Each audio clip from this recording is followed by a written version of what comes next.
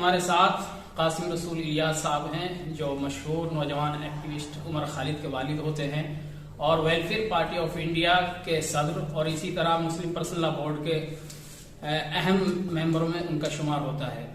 سیاسی اور سماجی اور ملی مذہبی معاملات میں خاصی دلچسپی رکھتے ہیں اور ملک و ملت کے مسائل پر اور ان کی نظر ہوتی ہے. اس وقت جو گڑگاؤں میں نماز کے معاملات کو لے کر مسئلہ کھڑا ہوا ہے سامنے اور اس پر جس طرح سے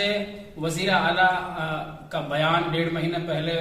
نماز کی حمایت میں آتا ہے اور اس کے بعد 1-1.5 مہینے کے بعد یو ٹرن لیا جاتا ہے اور نماز کی وہاں پر جماعت سے نماز پڑھنے کی عوامی مقامات پر اس سے قبل کہ ان کے لیے کوئی متبادل کے طور پر وقف املاک فراہم کی جائیں اور جتنی بھی اب تک 47 سے اب تک غیر آباد مساجد ہیں ان کو حوالے کیا جائے جن پر سرکاری اور غیر سرکاری قبضہ ہے. اس سے پہلے نماز کی بندشوں کا اعلان کر دیا جاتا ہے سرکاری سطح پر. اس حوالے سے قاسم رسول صاحب کس نظر سے دیکھ رہے ہیں اور کیا کہیں گے اس پورے معاملہ پر جس طرح سے جو گھٹنا کرم چل رہا ہے گڑگاؤں میں اور جس کو لے کر پورے ملک کی اس پر نظر ہے اور مسلمانوں کے لیے تشویشناک مسئلہ بن گیا ہے؟ دیکھیں اصل میں کھٹر صاحب نے جو بیان دیا ہے وہ بہت غیر گزارا بیان ہے. ہمارا ملک جو ہے وہ کسی ایک مذہب کے ماننے والوں کا ملک نہیں ہے, یہ مختلف مذاہب کے ماننے والوں کا ملک ہے. جہاں تک گڑگاؤں کا تعلق ہے آپ اچھی طرح جانتے ہیں گڑگاؤں میں بے شمار وقف املاک موجود ہے جن پہ قبضے ہو چکے ہیں, ناجائز قبضے موجود ہیں جس میں مساجد بھی ہے اور ایسے بہت ساری پراپرٹیز اوقاف کی جن پہ قبضے ہو چکے ہیں. گڑگاؤں کے اندر حکومت نے جو نئی پلاننگ کی ہے اس کے اندر کئی مندروں کے لیے, گردواروں کے لیے اور ایون چرچز کے لیے بھی زمین الاٹ کی گئی, لیکن مسلمانوں کو مسجد بنانے کے لیے کوئی زمین نہیں دی گئی.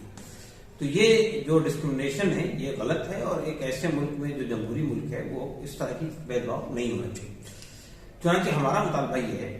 کہ پہلی بات تو یہ ہے کہ جو نماز مسلمان پڑھ رہے تھے اوپن میں وہ مجبوری کے تحت پڑھ رہے تھے, اس لیے کہ ان کو مسجدوں کی زمین الاٹ نہیں کی گئی یا اوقاف کی زمینیں ان کو واگزار نہیں کی گئی.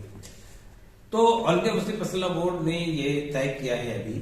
کہ ہم ایک بڑا مسلمانوں کی یعنی آلریڈی مسلم پرسنل لا بورڈ اور مسلمانوں کے دینی اور ملی تنظیموں کے رہنماؤں کے ساتھ ٹکر صاحب سے جا کر ملاقات کریں گے اور ان کی توجہ اس بات پر دلائیں گے کہ بھئی ہم یہ شبیہ نہ بنائیں پوری دنیا میں اس ملک کی کہ مسلمانوں کے لیے یہاں اسپیس نہیں ہے اور یہ سبھی سے جو ہے اس ملک کو نقصان ہوگا. ہمارا ملک ایک سیکولر ملک ہے, جمہوری ملک ہے اور یہاں پہ ہر مذہب کے ماننے والوں کو اپنے مذہب پہ چلنے کی آزادی حاصل ہے. چنانچہ ہماری ان سے مطالبہ یہ ہوگا کہ پہلی بات تو یہ کہ وقت کی جتنی املاک ہے وہ مسلمانوں کو واپس کی جائے, وہ اپنے طور پر مسجد بنا لیں گے وہاں پہ اور ادائی کریں. دوسری بات یہ کہ جس طرح اور مذاہب کے ماننے والوں کو آپ نے مختلف سیکٹرز کے اندر زمینیں الاٹ کی ہیں اپنے مذہبی عبادات کے لیے, ویسے ہی قانون کا مطالبہ یہ ہوتا ہے کہ صاحب آپ اگر اس مذہب کے یعنی مسلمان بھی وہاں موجود ہے بڑی تعداد میں تو ان کو بھی زمین الاٹ کی جانی چاہیے. یہ بات اس وقت سب اچھی طرح جانتے ہیں, پرشاسن بھی جانتا ہے کہ اس وقت تقریباً 4.5 لاکھ مسلمان گڑگاؤں میں ہے. تو ظاہر بات ہے کہ اتنی بڑی تعداد میں مسلمان وہاں موجود ہے اور ان کے لیے عبادت کی کوئی جگہ میسر نہ ہے تو یہ بہت بڑی ناانصافی ہوگی. تو ہمارا مطالبہ یہی ہے کہ مسلمانوں کو جمعے کی نماز کا اہتمام اس وقت تک کرنے کا موقع دیا جائے جب تک کہ آپ ان کے لیے متبادل زمین فراہم نہیں کر دیتے. اور دوسری بات یہ کہ جس طرح آپ نے دیگر مذاہب کے لوگوں کو وہاں عبادت گاہ بنانے کے لیے زمین الاٹ کی ہے باضابطہ قانونی طور پر, اسی طرح مسلمانوں کی اپلیکیشن بھی وہاں پڑی ہوئی ہے اس کو بھی انٹرٹین کیا جائے. اور اس کے ساتھ ساتھ وقف کی جو اراضی پر قبضے ہیں, انکروچمنٹ ہے, آپ جانتے ہیں کہ ملک کا قانون یہ ہے کہ وقف ونس اے وقف آلویز اے وقف. کوئی چیز وقف کے طور پہ ایک بار قائم ہو جاتی ہے تو وہ تا قیامت وقف ہوتی ہے, اس لیے وہ تمام زمینیں بھی مسلمانوں کو واپس کی جائے. یہ ہم مطالبے انشاءاللہ کے سامنے رکھیں. قاسم رسول صاحب, اس معاملے میں وقف بورڈ ہریانہ جو اس وقت جو ایڈمنسٹریٹر ہے چودھری ذاکر صاحب ہیں اور وہ آپ جانتے ہیں کہ لوگوں سے وہ بی جے پی کے امیدوار رہے ہیں اور شکست خوردہ رہے ہیں جو گئے الیکشن میں, اور اس وقت ان کو ایڈمنسٹریٹر بنا دیا گیا ہے. اور اسی طرح سے اگر ہم 2018 سے جب سے یہ ایشو شروع ہوا ہے اب تک اس میں وقف بورڈ کا کردار بہت افزا امید افزا مسلمانوں کی منشا کے مطابق نہیں رہا ہے. اس پہ آپ کس طرح کیا کہیں؟ دیکھیے پہلی بات تو یہ ہے کہ وقف بورڈ کا جو بھی ذمہ دار ہے اس کو یہ خیال رکھنا چاہیے کہ وہ وقف املاک جو ہے وہ یعنی مسجدیں ہیں تو وہ اللہ کے لیے وقف ہوتی ہیں، اور اس کے علاوہ باقی چیزیں بھی جو ہے وہ وقف للہ ہی ہوتی ہیں.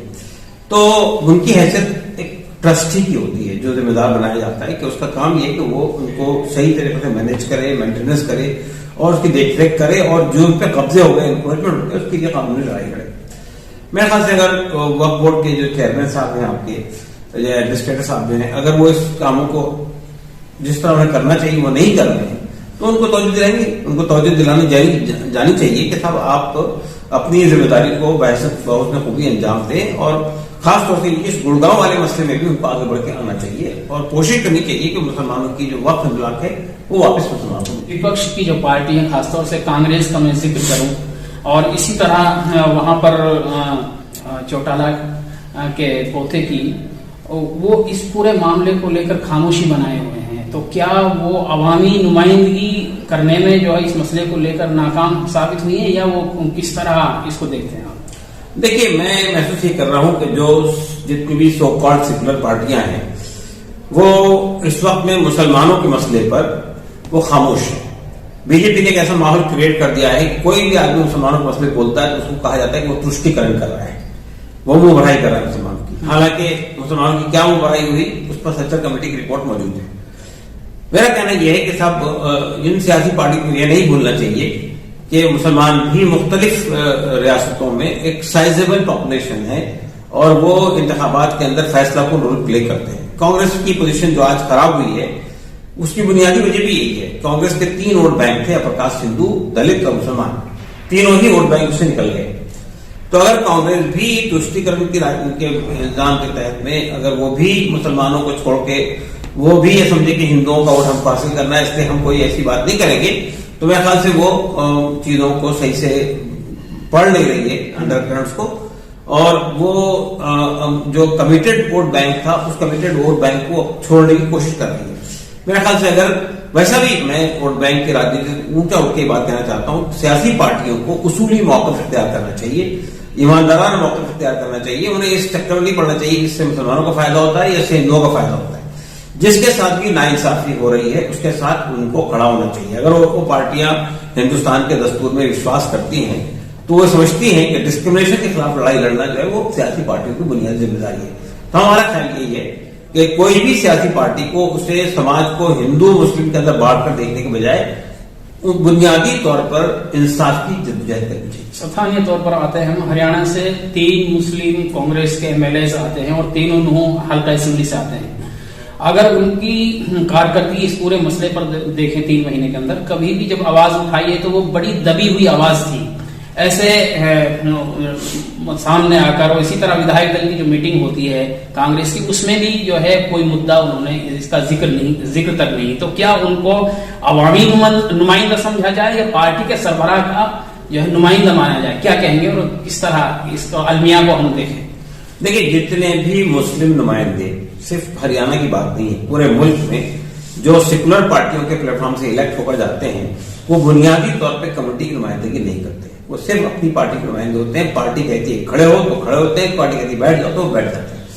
اس لیے میرا خیال یہ ہے کہ ان کو عوامی نمائندہ یا مسلمانوں کا نمائندہ سمجھنا ہماری یعنی نادانی ہوگی،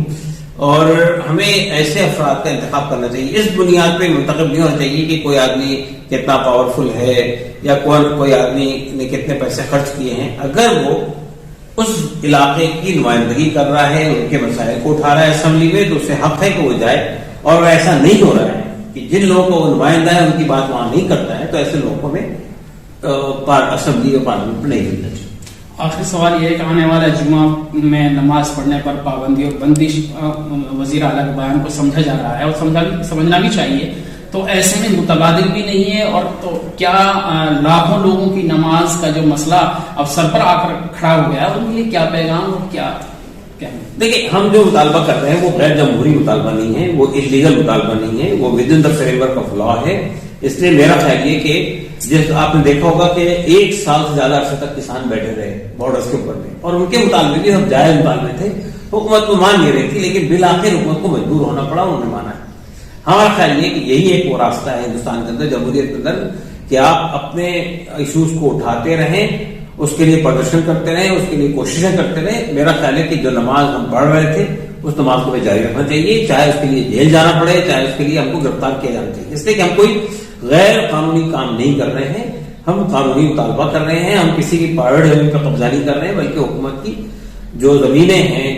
ان زمینوں پر وقتی طور پہ 1 گھنٹہ 1.5 گھنٹے کے لیے انگیج کر نماز پڑھتے ہیں. تو ہم نہ اس پہ قبضہ کر رہے ہیں نہ ان پہ انکروچمنٹ کر رہے ہیں. تو یہ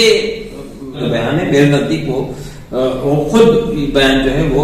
یعنی آپ خیال سے بیان نہیں ہے، ابراہیم بخش بیان نہیں ہے، اور وہ ایک ذمہ دار آدمی اگر ہے تو انہیں سماج کی کسی بھی ورگ کے خلاف اس طرح کا فیصلہ نہیں کرنا چاہیے. تو ناظرین یہ تھے قاسم رسول الیاس صاحب جو آخری سوال ہے آنے والے جمعہ کے حوالے سے رہبری اور رہنمائی کر رہے تھے کہ کس طرح جمعے کی نماز آنے والے جمعے کو ادا کرنی ہے اور اس کے لیے آئینی طور پر کیا جدوجہد اور کیا عملی طور پر انجام دینا ہے، اس حوالے سے واضح طور پر